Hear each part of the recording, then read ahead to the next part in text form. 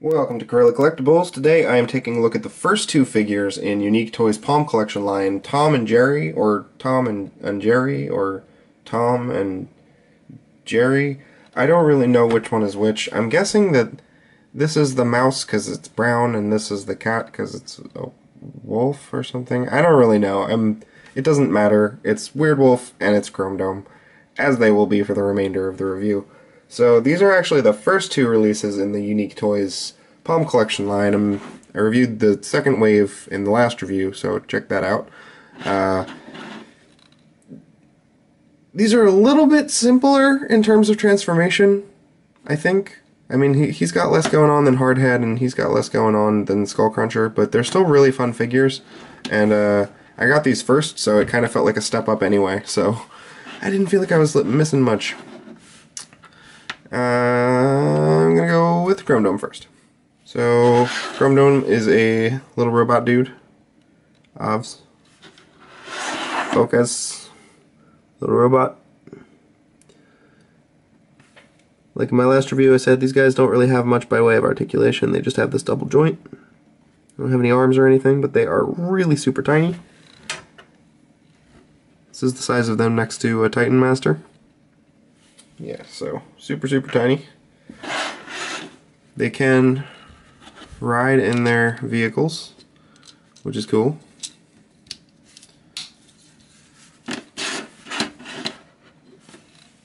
And they are pretty tiny if you compare them to some other recent Titans Return stuff.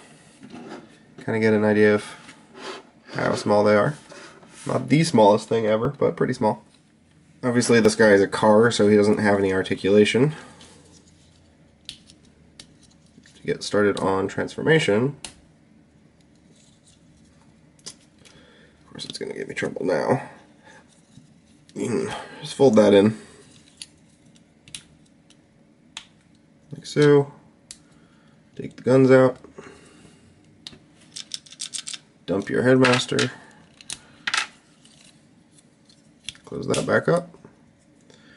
And when they were in car mode, the arms just pegged onto these little pegs on the sides right there, kind of loosely. Not bad loose, like just not. It's not the strongest connection, but not in a bad way. Whoa! Attack! It's coming right for us. So then you can unfold the legs. And this is a little bit weird. What you're going to want to do is just move this right one, like that, over, and that will actually expose a little slider joint that you can slide up and away. See, it actually needs to slide in there. It doesn't just peg in like that, so be careful with that. And then once you are done that, you can move these like so, and they become the feet. And then you are pretty much done, depending on what you want to do with the weapons. You can store the weapons in the legs, which is pretty cool. You can store them like so. Or, obviously, he can hold them. There's not any way to put them on the back of his arms or anything, but oh well. So we can hold them. And then you just take his little headmaster, fold him up the rest of the way, and plop him on. And there you have Chrome Dome. It finally is in a proper scale for Rewind. Now Rewind doesn't have to feel so tiny all the time. Here he is with his Titans Returns compatriot. So you can see them together. Obviously massive size difference, totally different design aesthetic, but still both Chrome Dome, so they're still both cool. Here he is next to Hardhead from Wave 2.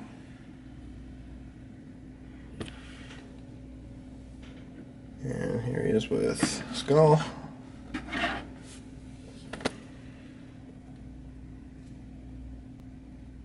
His articulation is decent. He's got nothing in the head because of the gimmick. He's got ball joints in the shoulders that are pretty expressive. He's got upper arm rotation and elbow, waist, ball joints in the hips that are also pretty good, about 90 degrees in all directions. And he's got really good knees due to his transformation. They're also ball joints. And then you have the foot pivot, and then you can kind of use this little bit too as like a stabilizer in certain positions if you need to. So he's got a decent range of articulation for a figure of this size, I believe. And last but not least, we have Weirdwolf, who is looking super mighty awesome. Little headmaster. And here he is with his Titan Master. So, amusingly enough, more paint going into these Unique Toys tiny little headmasters than most of the Hasbro Titan Masters. Ruffle. As is typical at this point, he can be set inside his little cockpit area. Don't be crooked, please.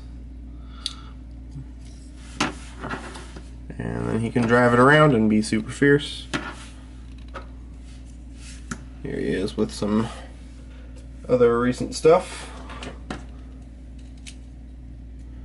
Or recent-ish, I guess, in Buzzsaw's case. So, he's a pretty good size. He's not like super tiny, but he's not super huge. He does have a little bit of articulation in this mode, in that you can move his front arms and kind of put them in some different poses, but you can't really do very much with the back legs at all, so it doesn't really help you that you can use his front legs. You can't really do much with them, and since the paws don't move down anymore, they just move up, the only thing he can really do at all is kind of some weird leaning forward thing, so there is articulation, but it's pretty much useless. Now, for transformation, you want to rip his tail off and his gun. Gun pegs into a hole right there. The tail actually pegs in on a flat thing, so I find it easiest to kind of rock it out like that. Pegs in flat down on this little flat thing. Then you want to take these wolf legs, fold them up and around like so, and then these two halves are going to unpeg from the sides, and then they're going to fold together to form a leg, which I love. And then that is going to fold down and around like this. This whole back thing is going to come undone. You can take your headmaster out and he can chill off to the side. Then this is also going to come around and form a second leg by the cockpit area kind of folding back and behind itself. Then rotate this, flatten these out to reveal the fists, like so. And then this whole bit is going to fold back and also kind of fold in on itself like that. And there you got him.